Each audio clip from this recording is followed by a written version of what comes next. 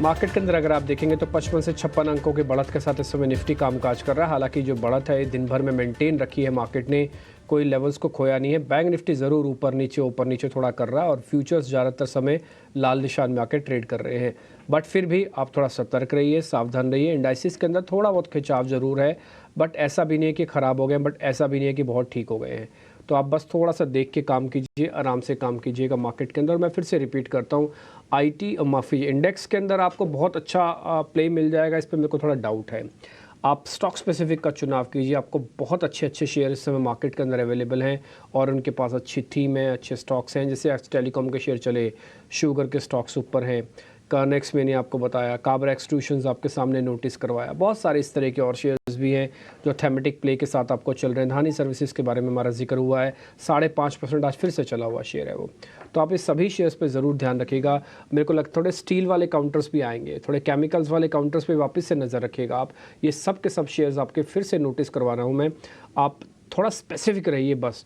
आपको इंडाइसिस से कोई बहुत बड़ा मूव नहीं मिलेगा। मेरी ऐसी कैलकुलेशन से जो डाटा की वो मैं आपके सामने सिर्फ रखना चाहता हूँ मैं। खैर हम आगे बढ़ते हैं। एक बार जरा निफ्टी और बैंक निफ्टी का व्यू पॉइंट आपके सामने में रख देता हूँ, उसके बाद हम फिर कुछ और चीज़ों पे आगे सामने आ जाएंगे। पहले ज़रा निफ्टी और बैंक निफ्टी का एक बार ज़रा डाटा दिखा दीजिए। आप देखेंगे थोड़ा 2-3 दिन से हुआ क्या था कि पहले थोड़ा अनवाइंडिंग हो रहा था, कल लॉन्ग बना है। तो आज ओपन इंटरेस्ट वगैरह एक बार चेक कर लेते हैं कि निफ्टी की पोजीशनिंग कैसी है ओआई के हिसाब से, वो ज़्यादा ज़रूरी है देखना। देखेंगे करीब 1.5% का इजाफा है, आज फिर से लॉन्ग हो रहा है। 26 पॉइंट का सिर्फ प्रीमियम है, प्रीमियम थोड़ा कम हो गया है, लेकिन प्राइस एक्शन बहुत ज़्यादा नहीं है, 1/4% भी नहीं है। ठीक, तो ये थोड़ा ध्यान देने वाले। बैंक निफ्टी में आप देखेंगे तो 1.5% का इजाफा है और प्राइस एक्शन 1/4% भी नहीं है। यानी कि जो हो रहा है वो बिना प्राइस एक्शन के हो रहा है, सिर्फ और सिर्फ मैनेज हो रहा है। इसलिए बिल्डअप पे भी 1% तक का ही मूव है, इससे ज़्यादा का मूव नहीं है। तो ओआई वगैरह भी अगर आप देखेंगे तो ये कुछ बहुत ज़्यादा हेल्प नहीं कर रहा है मार्केट के। ठीक जी, आगे बढ़ते हैं। खैर निफ्टी बैंक निफ्टी का मोटा मोटी आपने व्यू पॉइंट देख ही लिया जो ओआई के हिसाब से मेरे को बताना था, और मेरे को लगता नहीं क्योंकि आज दिन भर में कोई बड़ा स्टांस, कोई बड़ा मूव मार्केट लेने जा रहा है, लेकिन आप स्टॉक स्पेसिफिक ज़रूर ध्यान रखिएगा। खैर हम आगे बढ़ते हैं, पहले आपको रिपोर्ट कार्ड दिखाते हैं, फिर आज के मेहमान से बातचीत करेंगे। प्रशांत सावंत होंगे हमारे आज के मेहमान, उनसे होगी बातचीत, लेकिन उससे पहले रिपोर्ट कार्ड कल के मेहमान का।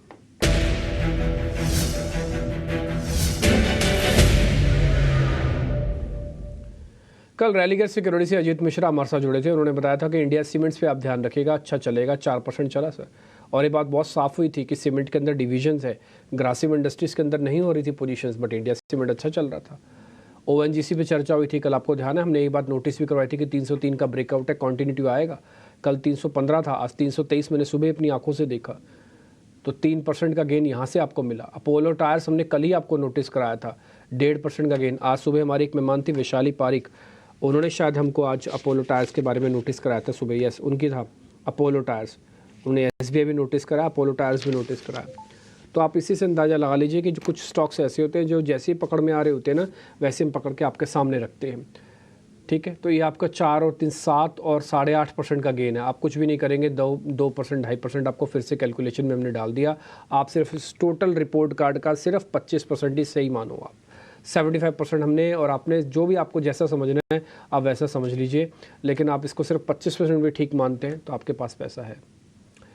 आगे बढ़े, अब जरा प्रशांत सावंत से बातचीत करने का वक्त आ गया, लेकिन इससे पहले मैं आपको बताता हूँ बैंक निफ्टी भी इस समय लाल निशान में आ चुका है। आज निफ्टी के मुकाबले बैंक निफ्टी लिटिल बिट थोड़ा सा ज़्यादा कमज़ोर है। देखते हैं क्या होता है आगे चल के। पहले जरा इंडाइसिस पे चर्चा होगी प्रशांत सावंत से, उसका फिर हम स्टॉक स्पेसिफिक बातचीत करेंगे। प्रशांत जी बहुत शुक्रिया, थैंक यू वेरी मच समय देने के लिए। पहले इंडाइसिस पे, पहले निफ्टी और बैंक निफ्टी पे आपका टेक। बाज़ार थोड़ा सा जिसे कहते हैं ना थका होना या मन नहीं करना चलने का, वैसा फील हो रहा है। मैं एक बाज़ार को एक उसकी तरह मानता हूँ, एक आदमी की तरह।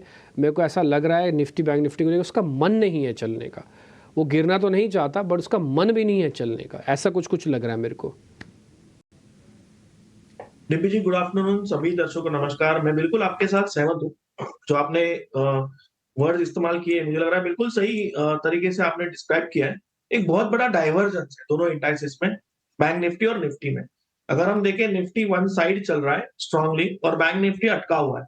ये क्यों है? क्योंकि दोनों के लीडर्स में डिफरेंस है। जहां रिलायंस ने टेक ऑफ किया था और जैसे रिलायंस थोड़ा कूल डाउन हो रहा था, तब आईटी ने जो बोलते हैं सेक्टर संभाल लिया, इंडेक्स संभाल लिया।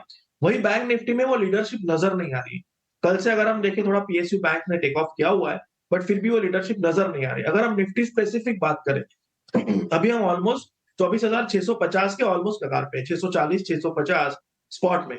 अब क्या करना चाहिए? पहली बात, फ्रेश पोजीशन तो यहाँ पे बनानी नहीं चाहिए। आपके पास जो एग्जिस्टिंग पोजीशन हो, उसके लिए आपका शॉर्ट टर्म जो ट्रेलिंग स्टॉप लॉस होगा, वो होगा 24,540 530 के जोन में यहाँ रखिए। और जो पोजिशनल व्यू है, पोजिशनल व्यू थोड़ा डीप ही रहेगा, वो 24,300 350 यहाँ से काफी दूर है।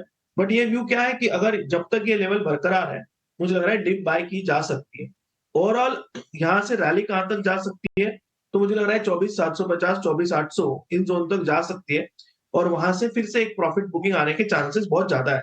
तो मुझे लग रहा है फिलहाल निफ्टी में इस लेवल पे फ्रेश ट्रेड के हिसाब से रिस्क रिवॉर्ड जस्टिफाई नहीं कर रहा है, तो सिर्फ होल्ड की सलाह होगी with the trailing stop losses.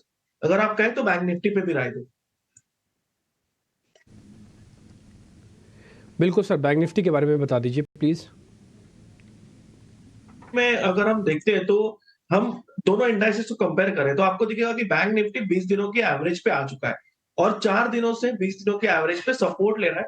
But जो बाउंस आना चाहिए एक इमीडिएटली, अगर कोई स्टॉक या सेक्टर स्ट्रांग हो, तो 20 दिनों के एवरेज को टच करते ही बाउंस होना चाहिए, वहां से एक स्ट्रांग बाइंग आनी चाहिए। वो अभी तक नहीं आ रही है, ये कॉज ऑफ कंसर्न है।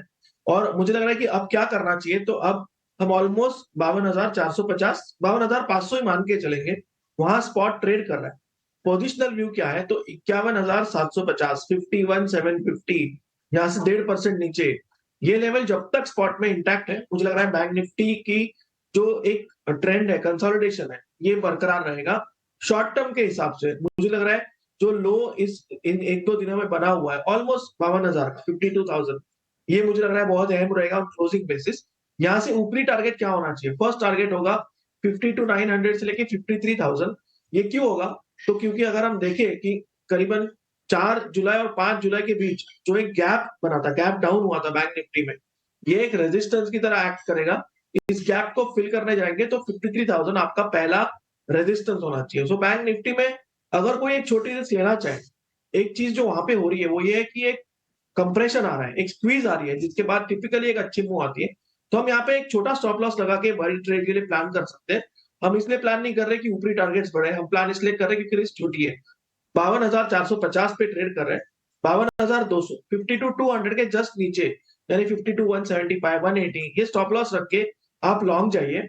और टारगेट जो मैंने आपको कहा, करीबन 52,900 से लेके 53,050 53,100, ये स्पॉट में आप टारगेट रख सकते हो। और क्वांटिटी कम रखिए, क्योंकि हम एक इवेंट में जा रहे हैं, जो हमने कल सुबह भी बात की थी, और इवेंट के वक्त वोलेटिलिटी ज्यादा होगी, सो क्वांटिटी आपकी वही हिसाब से होनी चाहिए।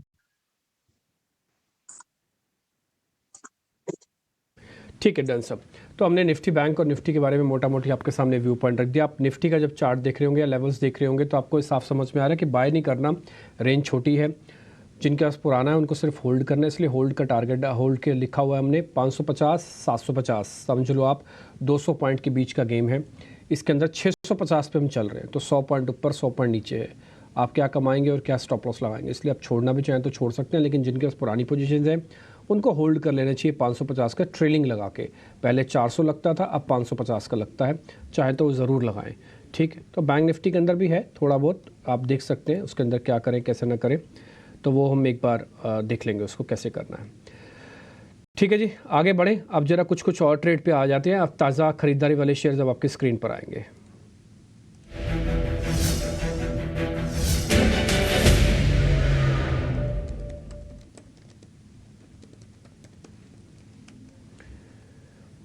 तो आज ताज़ा खरीदारी वाले दो शेयर हमने निकाले। एक तो पिरामिड एंटरप्राइजेस, मेरे को लग रहा है बड़ा मूव देने के लिए तैयार हो रहा है। इसका टेक्निकली भी काफ़ी स्ट्रॉन्ग है, एफ&ओ तो खैर है ही है, टेक्निकली भी काफ़ी स्ट्रॉन्ग है। पिरामिड एंटरप्राइजेस आपको ध्यान होगा 9.20 9.30 के आसपास हमने आपको नोटिस कराना शुरू किया था। आज 9.66 का रेट आ चुका है। मेरे को लग रहा है पक चुका है और बढ़िया चलेगा। लेकिन आप हमारे कहे पे मत जाना प्रशांत जी, आप अपने हिसाब से शेयर को देखना, ढूंढना, समझना। और दूसरा है कोल इंडिया, दोनों शेयर एक बार चेक कर लीजिए, दोनों में कहाँ पे कैसे ट्रेड करना जरा बताइए सर। तो डिम्पी जी, अगर सबसे पहले हम कोल इंडिया को देखें तो मैं एक डिस्क्लेमर दूंगा। अभी जस्ट सुबह ही मेरे क्लाइंट्स को ये रेकमेंड किया हुआ है, डिस्कस हुआ है ये स्टॉक।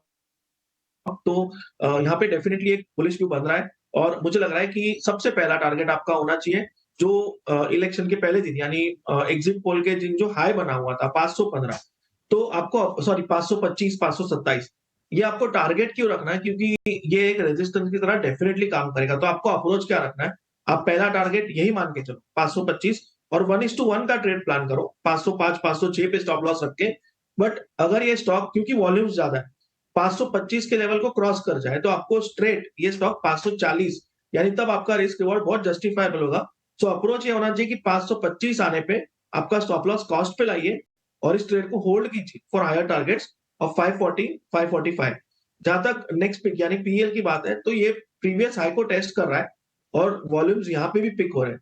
बट एक ही चीज जो मुझे थोड़ी यहाँ पे लग रही है वो है कि ये रेजिस्टेंस 3 से 4 बार काम कर चुका है। अब हम ऑलमोस्ट 965 पे हैं, तो आपका स्टॉप लॉस यहाँ होना चाहिए 950, 954 के बीच में। ज्यादा बड़ा मत रखिए, 1% रिस्क लीजिए ताकि अगर ये ब्रेकआउट सस्टेन करे तो आपको यहाँ से टारगेट्स मिलेंगे 990, 990 के। बट रिवर्सल आए तो आपकी रिस्क बहुत छोटी है क्योंकि हम रेजिस्टेंस पे क्वांटिटी भी वो हिसाब से प्लान कीजिए। इन दोनों में ज्यादा बुलिश व्यू कोल इंडिया पे जा रहा है और पीएल भी बाय लिस्ट में जा रहा है, बट एक रेजिस्टेंस है तो थोड़ा संभाल के ट्रेड करना होगा। ठीक है, थोड़ा वॉल्यूम कम कर लो, लेकिन दोनों पे टारगेट स्टॉप लॉसेस आपको मिल गए। कोल इंडिया तो खुद अपने क्लाइंट्स को सर्व बता रहे हैं कि उन्होंने दिया है, बातचीत हुई है, और पिरामिड एंटरप्राइज आपके स्क्रीन पर नोटिस हो रहा होगा। तो दोनों शेयर हैं, दोनों शेयर पे आपको कैसे ट्रेड करना है मोटामोटी आपने देख लिया, समझ लिया, और दोनों के लेवल्स भी हैं।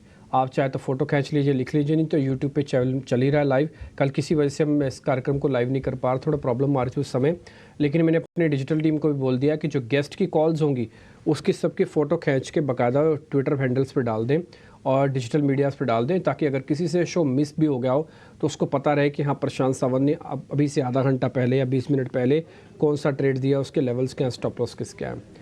तो सबके सब जो भी ट्रेड हम दिखा रहे हैं, सबकी डिजिटल टीम को मैं रिक्वेस्ट करूँगा फिर से, अगर सुन रहे हैं तो फ़ोटो खींच लीजिएगा। इन सभी ट्रेड्स की साफ़ सुथरी नीट एंड क्लीन प्लेट्स हैं, फ़ोटो खींच लीजिए और उसको टैग कर दीजिए कि प्रशांत जी ने निफ्टी पे ये कहा, बैंक निफ्टी पे ये कहा, आज के लॉन्ग शेयर्स पे ये कहा, आज के मंदी वाले शेयर्स पे ये कहा, समथिंग लाइक दैट। ठीक जी, तो ये आपके लिए ट्रेड हो गए हैं सामने। तो पिरामिड एंटरप्राइजेज हो गया और कोल इंडिया हो गया। अब जरा शॉर्ट कवरिंग वाले दो सौदे पे आ जाते हैं, जरा वो भी आपके सामने रखते हैं। तो शॉर्ट कवरिंग के दो सौदे जिस पे आपको ध्यान रखना है आज, उसमें है टाटा स्टील और एक है भारती एयरटेल। भारती एयरटेल आपको पता है कि इनमें थोड़ा मैटर चल रहा है वो EGRs वगैरह का, और दूसरा टाटा स्टील मेरे को लग रहा है कि थोड़ा पुल बैक दिखा सकता है। उसके एक्चुअली में एक ऑप्शन है जो थोड़ी एक्टिव हुई है थोड़ी देर पहले ही। टाटा स्टील एक बार ज़रा देखेंगे आप सर, और भारती एयरटेल। टाटा स्टील के अगर हम वीकली टाइम फ्रेम पे जाए ऑलमोस्ट 20 दिनों के एवरेज पे सपोर्ट ले रहा है एक स्ट्रांग मूव के बाद। तो डेफिनेटली डेली चार्ट पे यहाँ पे आपको दिख रहा है एक सपोर्ट से बाउंस आया है। मुझे लग रहा है यहाँ एक अच्छा बाय बन रहा है। आप ऑलमोस्ट 168 पे ट्रेड कर रहे हो। मुझे लग रहा है आप 164 के जस्ट नीचे 163, 163.50 स्टॉप लॉस रख के लॉन्ग जाइए। आपका टारगेट होना चाहिए 180, 180 जो कि एक ऑलमोस्ट यहाँ से आप देखें रेजिस्टेंस का नेक्स्ट लेवल है। तो फिलहाल अगर हम देखें 4 पॉइंट के सामने ऑलमोस्ट 12 पॉइंट का रिवॉर्ड आ रहा है, रिस्क रिवॉर्ड काफी अच्छा है। तो यहाँ मुझे लग रहा है कि लॉन्ग जा सकते हैं। जहां तक भारतीय एयरटेल की बात है तो यहाँ पे एक रेजिस्टेंस के करीब हम आए। यहाँ पे मैं इतना कॉन्फिडेंट नहीं हूं, मैं थोड़ा सा इसको अवॉइड करूं। ठीक है, भारतीय एयरटेल अवॉइड का लगाइए स्टैंप, और टाटा स्टील पे आप ट्रेड ले सकते हैं। अच्छा, टाटा स्टील की कोई ऑप्शंस का ट्रेड है तो आप वो भी बता दीजिएगा प्रशांत जी, अगर किसी का भी हो, कोल इंडिया, पिरामल ऑप्शंस में या टाटा स्टील ऑप्शन में है तो बताइए, नहीं तो फिर हम ब्रेक लें। तो डिम्पी जी इनफैक्ट मुझे पिरामल लग रहा है कि एक ऑप्शन में रिस्क छोटी बन रही है, इसलिए ये ट्रेड करना बेहतर होगा क्योंकि स्टॉप लॉस भी हो तो रिस्क छोटी है।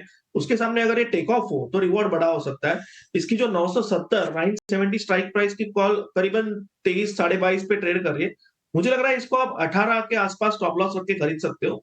यहाँ से अगर ये चले तो आपको कम से कम 35 से लेके 28, सॉरी 35 से लेके 38, 38 तक के लेवल मिल सकते हैं। सो रिस्क कम है यहाँ पे। तो इसको आप ऑप्शन के जरिए 970 स्ट्राइक प्राइस कॉल को ट्रेड कर सकते हो। कि 970 वाली भी 23 रुपये चल रही है, आप कितना कह रहे हैं स्टॉप लॉस और टारगेट सर? जी 18 के आसपास आप स्टॉप लॉस रखिए और 35 से लेके 38, 35 टू लेके 38 ये आप टारगेट रख ठीक सकते है,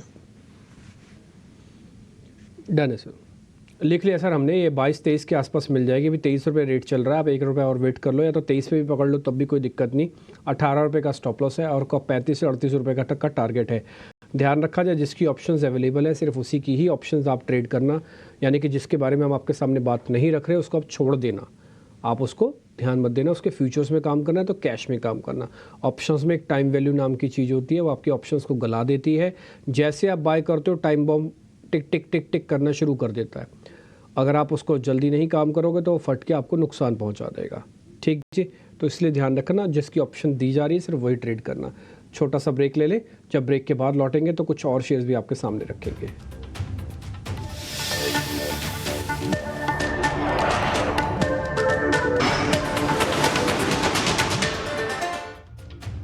ब्रेक पर एक बार फिर आपका स्वागत है। मार्केट पूरी तरह से एक रेंज के अंदर है। इंडाइसिस को छोड़ दीजिएगा, स्टॉक्स में काम कीजिएगा।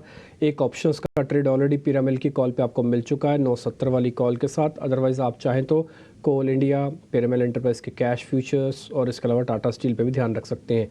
अभी जो डिस्कशन हुआ उसका सार ये है, इंडाइसिस पे कुछ ज़्यादा नहीं मिलेगा। स्टॉप लॉस टारगेट अभी आपके सामने हम जगह लगा देंगे, वापस से देख लीजिएगा।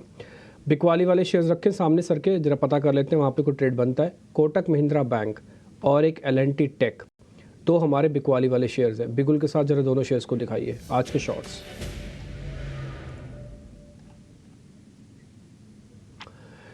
सर जरा देख के बताइए प्रशांत जी, L&T टेक और कोटक बैंक।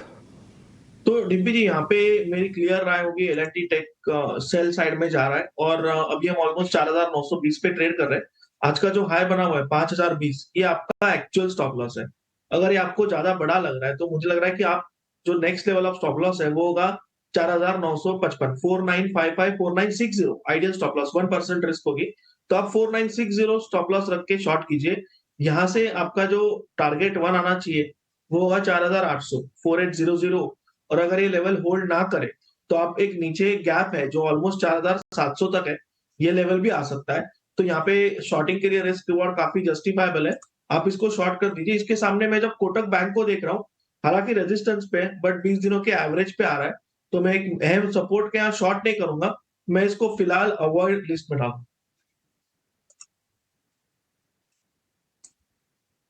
ओके ठीक है, अब शॉर्ट तो नहीं करेंगे बट अवॉइड की कैटेगरी में डालेंगे। L&T टेक पे एक जो ट्रेड मिला वो आप इसको नोटिस कर लीजिएगा। अनवाइंडिंग के भी दो शेयर हैं सर, आपके सामने रख देते हैं, जरा चेक कर लीजिए। First is Biocon, second is Polycab. जरा इन दोनों शेयर्स को भी देख लो आप, बायोकॉन और पॉलीकैब।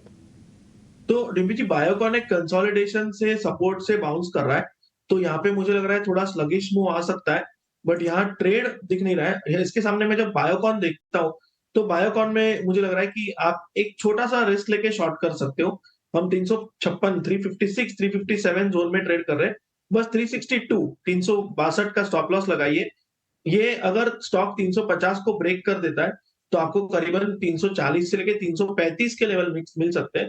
सो 5 पॉइंट के स्टॉप लॉस के सामने आपको 10 से 12 पॉइंट का रिवॉर्ड है, तो मुझे लग रहा है यहाँ पे जस्टिफाइबल है, आप बायोकॉन में एक शॉर्ट अटेम्प्ट कर सकते हो। ओके ठीक है, पॉलीकैब छोड़ दें सर? जी, पॉलीकैब मेरे हिसाब से छोड़ देना चाहिए।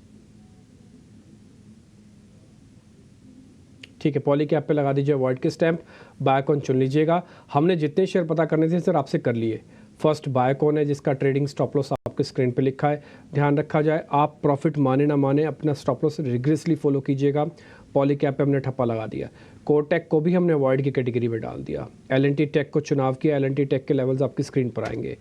फिर हमने टाटा स्टील और भारतीय एयरटेल रखा, तो हमने टाटा स्टील वहाँ से चुन लिया। आपके लिए टाटा स्टील की एक कॉल आपकी स्क्रीन पर आपको आती हुई दिखेगी। ठीक है, फिर हमने कुछ और शेयर्स भी आपके सामने रखे, जिसमें हमने पिरामिल रखा, इसका एक ऑप्शंस का ट्रेड आपके सामने रखा, 970 वाली कॉल। कोल इंडिया सर ने खुद अपने क्लाइंट्स को अभी अभी दिया है। तो ये सारे के सारे ट्रेड हम आपके सामने रख चुके हैं। अब जो हमें पता करना था कर लिया। कल इन्हीं सभी का जिनका टारगेट और स्टॉप लॉस आप देख पा रहे हैं, इनका रिपोर्ट कार्ड बन के सामने आएगा। कल तो छुट्टी है मार्केट की, तो परसों हम आपको दिखाएंगे। अब प्रशांत जी आपके दो ट्रेड की बारी है, आपके कौन से सोते हैं प्लीज? तो डिम्पी जी, मुझे लग रहा है आज जो सबसे ज्यादा सेक्टर लाइमलाइट में वो है FMCG। जैसे कल फार्मा था, तो मुझे लग रहा है इस हफ्ते ये दोनों फ्लेवर्स चल सकते हैं। जुबिलेंट फूड मेरा फर्स्ट पिक होगा, यहाँ पे स्टॉप लॉस रखेंगे 570, 572, 570, 572 के जोन में। टारगेट होगा 610, 610 का।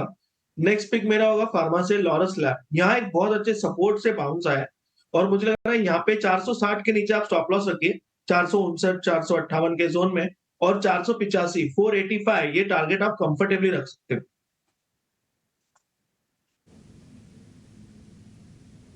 ठीक है, डन। तो आप कह रहे हैं कि लॉरस लैब, एक पर ये ध्यान रखना 485 का टारगेट है। आप जुबिलेंट फूड पर भी रिकमेंडेशन दे रही हो, 610 का टारगेट है इसके अंदर। दोनों के दोनों ट्रेड एक बार स्क्रीन पर दिखा दीजिएगा, दोनों के टारगेट और स्टॉप लॉस अच्छे से नोटिस हो जाए। तो करीब 4-5 शेयर हमारी तरफ से पूछे गए, हमने 8 शेयर बताए थे, 2 तो अवार्ड ही चले गए, और एक 5 शेयर हो गए हमारे, 2 शॉर्ट के हो गए और 3 लॉन्ग के हो गए। तो 5 शेयर हमारी तरफ से आ गए और 2 सर ने दे दिए, तो 7 शेयरों का हो गया। तो कल रिपोर्ट कार्ड के अंदर मान लीजिए आपको 4 शेयर भी मिल गए ना, तब भी आपका काम बन जाएगा। वजह मैं बताता हूँ, मान लो 3 के स्टॉप लॉसेस लग गए या 3 ने रिटर्न ही नहीं दिया आपको, अगर 4 ने 1% से ज़्यादा का रिटर्न दिया, सभी में रिस्क रिवॉर्ड हमने 1:2 की डली हुई है ज़्यादातर में, है ना। 1:2 की रिस्क रिवॉर्ड डली हुई है, यानी कि जितने पैसे जाएंगे उससे डबल आएंगे। तो अगर वो हिट हो जाते हैं तो आपका 1 share is equal to 2 share के मुकाबले होता है। आप ऐसा सोचिए, क्योंकि 1:2 है, तो अगर स्टॉप लॉस कटा 5 रुपया, प्रॉफिट आया 10 रुपया, तो 1:2 अपने आप ही हो गया। तो 1 शेयर 2 शेयरों के मुकाबले होता है। अगर 4 शेयर भी आ गए, जीत गए आप।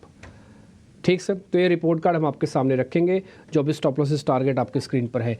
चलते चलते प्रशांत जी, 2 शेयरों के बारे में फिर से पता करना चाहता हूँ, सारी दुनिया उन्हीं पे नज़र रखती है। फर्स्ट रिलायंस और दूसरा HDFC। मेरा मानना है कि बजट तक इनको छोड़ देना चाहिए, कुछ नहीं करेंगे, ये सिर्फ इंडेक्स के मैनेजमेंट के काम आने वाले शेयर्स रह गए। अब आपको कुछ अलग से स्पार्क दिख रहा है तो आप जरा बता दो, रिलायंस और HDFC बैंक। तो डिम्पी जी, HDFC में जो सबसे अहम चीज मुझे नजर आ रही है, जो काफी लोग मिस कर देते हैं, वो ये है कि ये अहम सपोर्ट पे आया है। वो सपोर्ट क्या है? तो जो स्विंग लोज बने थे इलेक्शन के दिन, वहां से जो स्विंग हाई बने, उसके गोल्डन रेशियो सपोर्ट पे है। तो यहाँ मुझे लग रहा है कि आप जो लो बने हुए थे करीबन 1595, इसके नीचे स्टॉप लॉस रख के कैश में एक्यूमुलेट कीजिए, या फ्यूचर ऑप्शन में ट्रेड इस जोन में अभी इस लेवल में नहीं करना चाहिए। ये पुल बैक आपको कम से कम 1685 तक ले जा सकता है।